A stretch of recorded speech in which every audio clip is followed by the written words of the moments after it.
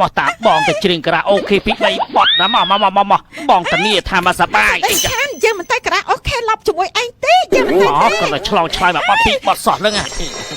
ចង់ទៅដល់ស្រីស្រស់ទៅផឹកមួយកែវពីរកែវមួយយើងទៅណូ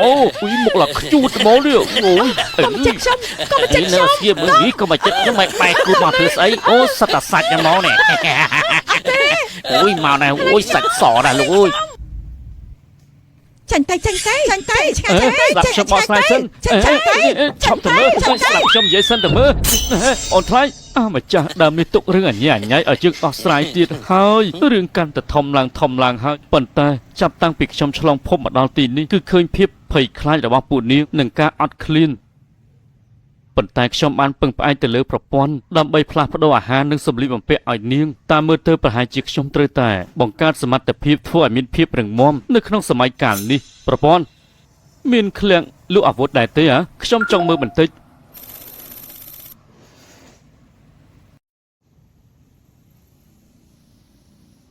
មើលទៅខ្ញុំប្រហែលជាត្រូវប្រើប្រាស់របស់ទាំងអស់នេះហើយដើម្បីឲ្យអំណាចរបស់ខ្ញុំខ្លាំងពូកែហើយពួកនាងនឹងស្ដាប់ខ្ញុំចំណែកឯមេម៉ាយវាងចាងហៃហួរពួកឯងចង់ប៉ះពាល់មនុស្សរបស់យើងយើងនឹងបញ្ជូនពួកឯងទៅផ្ទះលេខ2ឲ្យពួកឯងជន់មីនដែលពួកវាដាក់នោះគឺងាប់បន្ទាប់មកបាញ់កាភ្លើងពីក្រោយទឹងបាញ់កាបេះគូតពួកឯងឲ្យងាប់តែម្ដងដេក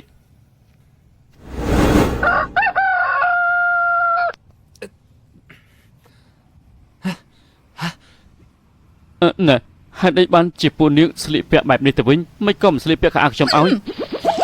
ពួកនាងឃ្លានហើយមែនទេចាំមកផ្លេតខ្ញុំទៅខាងក្រៅរំមហូបធ្វើឲ្យពួកនាងហូបសិនធ្វើមហូបឲ្យពួកយើងហូបយើងគិតថាគេតែផ្លុំខ្យល់ខ្មៅដល់ដំណឹងឯមេម៉ៃវ៉ាន់ទៅវិញទេទោះបីជាខ្ញុំស្លាប់ក៏មិនអាចគេធ្វើបានសម្រេចដែរប្អូនស្រីពួកយើងនាំគ្នាទៅ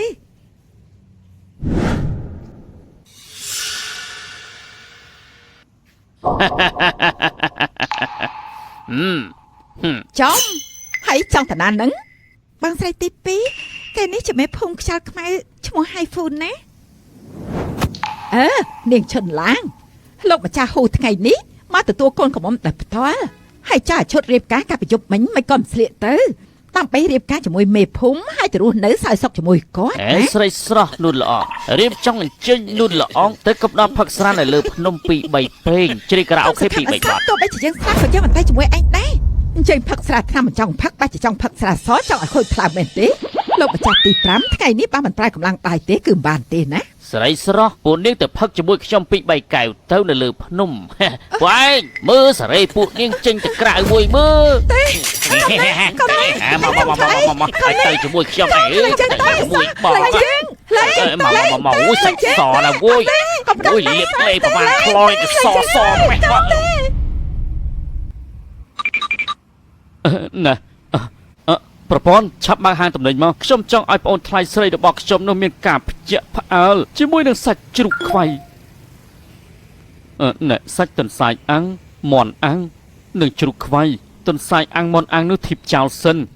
មើលជ្រូកខ្វៃនេះដូចជាគ្រាន់បានបន្តិចណោះបើមានអាចតិចទៀតនោះក្រុមគ្រួសាររបស់លោកម្ចាស់កំពុងតែជួបគ្រោះថ្នាក់ដល់ជីវិតទេថាម៉េចភ្នែកទើបបើកភ្លាមមកតាបងទៅច្រៀងការ៉ាអូខេពី3បត់ណាមកបងតានីថាមកសប្បាយអីខានយើងមិនតែការ៉ាអូខេឡប់ជាមួយឯងទេយើងមិនតែគាត់ឆ្លងឆ្លើយមកបត់ពីបត់សោះហ្នឹងចង់ទៅដល់ស្រីស្រស់ទៅផឹកមួយកែវពីរកែវមួយយើងទៅណូមកឡាខ្ជូតហ្មងនេះកុំចិត្តខ្ញុំស្គៀមមើលនេះកុំចិត្តខ្ញុំមិនបែកគូមកធ្វើស្អីអូសត្វតាសាច់ហ្នឹងមកនេះមកណែសាច់សដែរលោក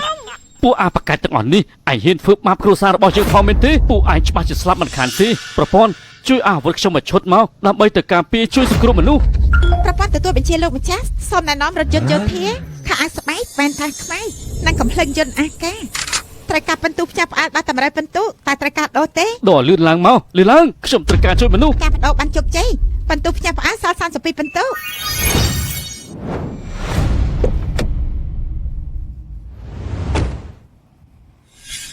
ពួកអាចោបកាច់ចោឯងច្បាស់ជាស្លាប់មិនខានទេហ៊ានធ្វើបាបគ្រួសារយើង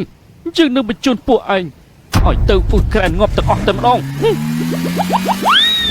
ឡើងចឹងទៅអាចចង្រៃឡើងចឹង ចង្រៃស្អីហៅបងសម្លាញ់ទៅត្រូវអាចចាក់កណ្ដុំឆែបអូយអើយអាមិនទៅខំដៃរបស់ជើងអញ្ចឹងមកអញយ៉ាអូយ ឡើងចឹងអាចចង្រៃឡើងចឹងបងស្រីទី2 អូយមុខខ្ជូតចឹងមើលខំក៏ឈឺម្លេះអាយ បងស្រីទី2ហើយឈប់សិនលោកម្ចាស់អ្នកស្រីមេម៉ាយហ្វាងខ្ញុំសុំវត្តដល់លេងបងស្រីទី2ទៅកុំធ្វើបាបគាត់ខ្ញុំសុខចិត្តទៅតាមអ្នកទាំងអស់គ្នាហើយខ្ញុំសុំវត្តដល់លេងគាត់ទៅឈប់បែទៀតសុំវត្តអ្នកស្រីហ្វាងកុំធ្វើបាបបងស្រីខ្ញុំពេលនេះទើបដឹងខ្លួនមកសុំវត្តអីជឿទេហើយ វ៉ាគេបាញ់យកស្អីខំដៃយើងបែបនេះហើយថ្ងៃនេះយើងបន្លេងពួកនាងទាំង5នាក់ទីត្រូវធ្វើជាប្រពន្ធរបស់យើងទាំង5ម្នាក់តែម្ដងតបពីយើងបានស៊ីចុកពុកតាពីរួចហើយនោះចាប់ប្រស្រាតខោអាវរបស់នាងជួឲ្យអ្នកទាំងអស់គ្នាបានមើល ព្រះជាម្ចាស់អើយហេតុអីក៏ត្រង់ធ្វើបាបពួកយើងខ្លាំងម្ល៉េះព្រះជាម្ចាស់បងថ្លៃ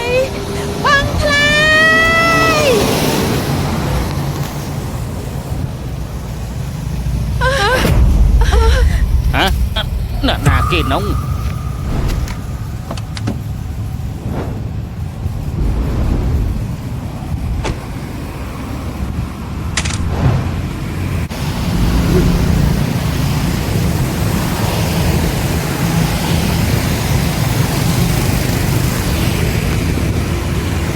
ចុះអាណាគេអីបើសំខាន់ម្លេះណោះអីពាក់អាចចម្លែកម្លេះពួកឯងហ៊ានប៉ះពាល់ប្អូនថ្លៃទាំង5របស់យើងផងមែនទេលទ្ធផលនោះគឺងាប់ហើយចុះអាណាគេអីក៏សំខាន់ម្លេះណោះអីពាក់អាចចម្លែកម្លេះពួកឯងហ៊ានប៉ះពាល់ប្អូនថ្លៃទាំង5របស់យើងផងមែនទេលទ្ធផលនោះគឺងាប់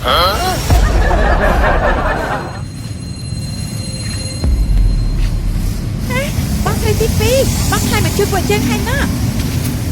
បងថ្លៃគាត់បងមែនតែនហើយបងថ្លៃមិនក៏ហាក់ពួកយើងទេបងស្រីបងថ្លៃកែខ្លួនមែនហើយពួកយើងទេ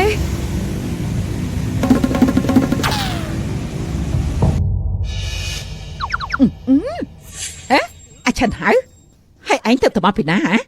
មិញនេះធ្វើឲ្យយើងភ័យចង់ងាប់មិនដឹងជាប្រកាច់ទៅណាទេអីហេហើយឯងស្លៀកស្អីហ្នឹងហ៎មនុស្សមិនអើយមនុស្សខ្មៅមិនអើយខ្មោចអូហើយចុះនោះជាស្អីគេទៅគេហៅថាត្រង់ឯងមែនទេ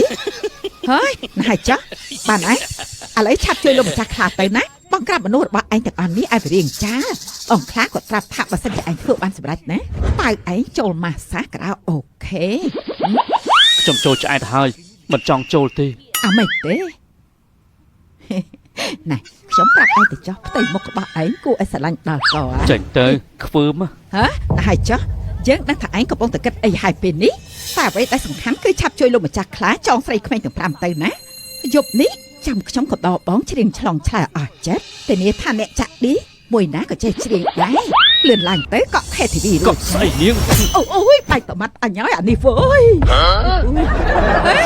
លេងថាអញ្ចឹងមិនងាប់ដែរទេហ៎ប៉ុណ្ណឹងមិនងាប់ទេបន្តិចទៀតបានងាប់ខ្ញុំជីហៅពីមុនខ្វាក់ភ្នែកបែរទៅជាលេបស្លេកកញ្ចាស់ដូចជានាងប៉ុន្តែចាប់ពីពេលនេះទៅនាងគ្មានអីពាក់ព័ន្ធជាមួយខ្ញុំទេម្យ៉ាងទៀតអ្នកដែលបង្កបញ្ហានៅថ្ងៃនេះក៏មិនរួចខ្លួនដែរបើអាណាមិនគួរសមហើយនោះអញ្ចឹងចាំបាច់ទៅគួរសមជាមួយវាធ្វើស្អីជិនហៅគួរសមមិនគួរសមឪឯងស្អីយ៉ាងម៉េចឯងយកអាដំបងស្អីគេនេះចង់មកសម្លាប់យើងបែទេលេខពាក់ចម្លែកយើងមិនខ្លាចទេអាកូនពួកឯងចាប់ចេញពីទីនេះទៅបើមិនអញ្ចឹងទេឈាមដាំពេញនឹងឥឡូវនឹងអាណាខ្លះចង់ងាប់ចូលមក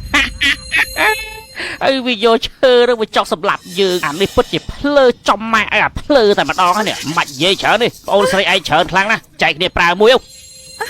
ចែកគ្នាប្រើមែនទេឯ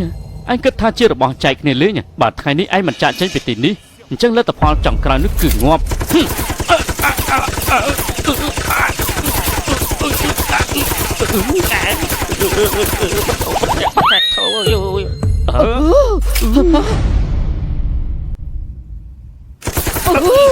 បែក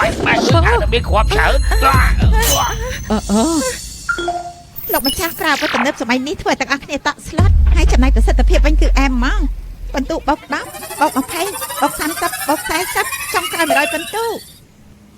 លបងធំអាប្រែតម្នាក់នេះវាមានមុនអាគមណានៅក្នុងដៃរបស់យើងនេះប្រហែលជាពួកឯងមិនស្គាល់ទេ ប៉ុន្តែឯងបានឃើញលទ្ធផលហើយកូនចៅឯងប្រមាណអ្នកនេះងាប់យ៉ាងស្អាតហើយពេលនេះពួកឯងមិនព្រមចុះចាញ់មែនទេអើយខ្ញុំសុខចិត្តចុះចាញ់ហើយលោកម្ចាស់អើយមេត្តាទុកជីវិតឲ្យខ្ញុំផងខ្ញុំលែងធ្វើខុសទៀតហើយខ្ញុំគ្រាន់តែចង់នាំមីអូនេះទៅច្រៀងមួយបទពីបទផឹកស្រាពី3កែវទេពី3កែវក្បាលឯងអីហ៎អូកាឡាគេផឹកស្វឹងដាក់ថ្នាំឲ្យគេនឹងមែនទេខ្ញុំមិនធ្វើចឹងទេខ្ញុំមិនមែនជាមនុស្សថោកទាបបែបនោះទេខ្ញុំសបត់បើនិយាយពីត្រូវខ្ញុំឲ្យលុយខាងក្រៅចិត្តងាប់ទៅហើយនៅនិយាយពាក្យបែបហ្នឹងទៀតអណែអើតកោចាំងឯងចង់តាក់ទងប្អូនថ្លៃរបស់យើងទៀតទេហ៎អត់ទេលោកម្ចាស់ប៉ុន្តែពិបាកនិយាយដែរអាចចង្រៃឯងធ្វើអំពើអាក្រក់ច្រើនណាស់ធ្វើបានបជារាលួចប្លន់មកតបងថ្លៃពេលនេះគឺដូចជាប្លែកដូចជាមនុស្សផ្សេងទៀតអញ្ចឹងហើយចុះឈើហើយនឹងដៃនៅក្នុងដៃរបស់គាត់ហ្នឹងជាអីគេទៅទេវតាអើយបងថ្លៃជាយោអើយលោកម្ចាស់អើយទុកជីវិតឲ្យខ្ញុំផងទុកជីវិតឲ្យឯងមែនទេទុកឲ្យឯងនៅពេលក្រោយធ្វើបាបនារីទុនខ្សោយទៀតមែនទេហ៎ចរិតឯងអាវ៉ាសែដើរលួចឆក់ប្លន់គេវាគួរតែងាប់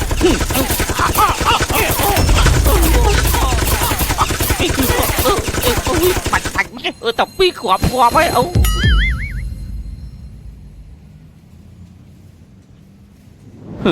ចំណែកពួកអាកូនចៅឯងនេះក៏ត្រូវតែងាប់ដែរចាំទទួលគ្រាប់ភ្លើងទៅជើពុតជាងាប់